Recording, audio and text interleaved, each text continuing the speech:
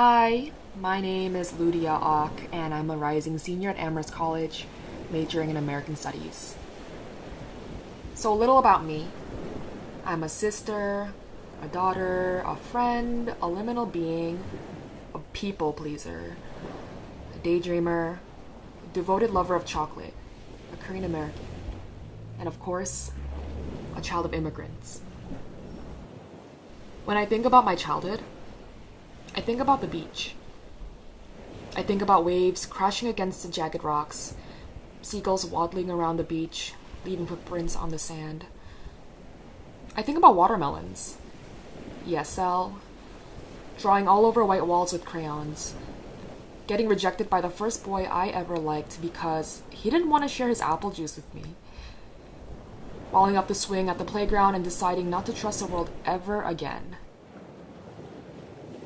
You know, I think about my parents' absence, but how that empty space was filled by the warmth of my grandfather's smile as he pushed me on the toddler bucket swing in the playground, and my grandmother's tender grip when she held my tiny hand and took me to Jones Beach every summer.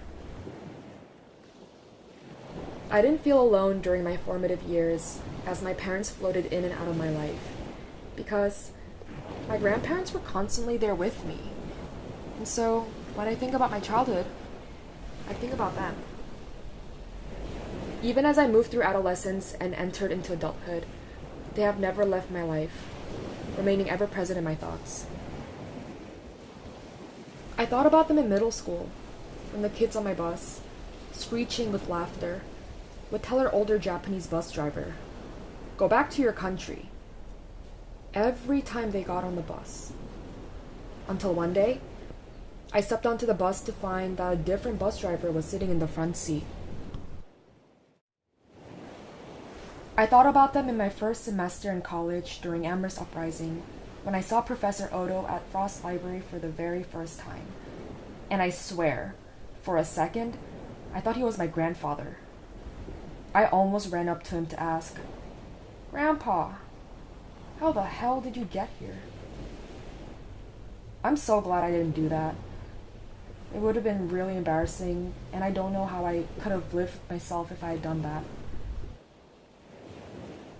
I also thought about my grandparents last semester when I studied abroad in South Korea and worked at a senior citizen center as an English teacher. On our last day together, I broke down in front of everyone, describing how I always looked forward to ending my week by sharing a space with them all, who made me feel at home, who made me feel less lonely whenever I wanted to retreat into my grandmother's warm embrace. My grandparents have informed the way I move through the world, the way I forge human connection and relationships, and the way I gather and honor generational memory.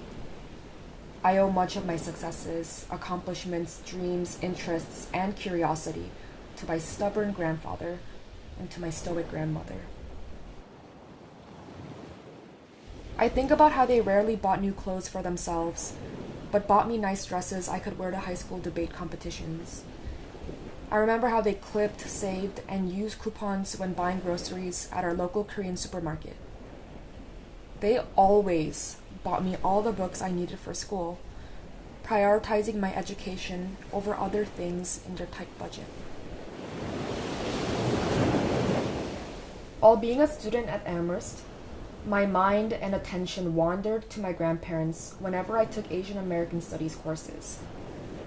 Immigration, exclusion, and intergenerational trauma are among the topics that have led me to think about them and the lives they could have lived if they didn't need to resort to manual labor to survive, if they didn't experience crippling social isolation, and if they didn't have to depend on their granddaughter to fill out and mail important documents because they didn't know English well.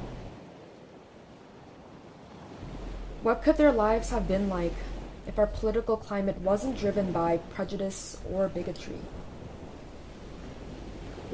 What if our community was more accepting of the profoundly unique identities that our country is comprised of? What if they never immigrated at all? What would their lives look like then? For my senior year research project, I plan to build upon my current interest in Asian American studies by combining it with my appreciation for the stories, memories, and experiences of elders in my community who are a part of the Korean diaspora. I will interview Korean American immigrant elders in Queens, New York, and record their experiences, which are all a part of this larger Asian American narrative that is so often overlooked. All human beings grow old. It's inevitable. And so it's fascinating and concerning that this elder population, a population we will all be a part of one day, is disenfranchised in our society. I'm particularly concerned about the health and wellness of elderly immigrants and the ways in which communities address these issues. When elders experience crippling depression from being trapped in social isolation, who can they turn to for support? Are mental health resources accessible to the people who need them? How do family dynamics play a role in ameliorating or exacerbating these issues? This project will bridge together my interest in Asian American studies, psychology, oral history, ethnographies, and my personal commitment to community engagement. By using oral history as my methodology and ethnography as an anthropological supplement, I will engage with some questions I've been grappling with. What can we learn from the perspectives of older people? Why don't we, as a society, care more about the stories of those who came before us? How can we acknowledge and cherish memories carried by older generations? And how do we encourage the youth to ask and learn about the experiences that our grandparents haven't shared? My desire to explore these questions is undoubtedly impacted by a determination to make sense of my family's suffering in this country.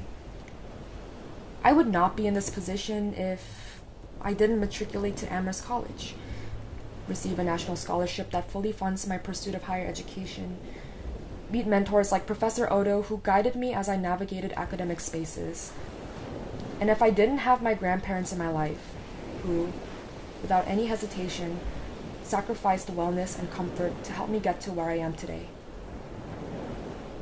This project is for them.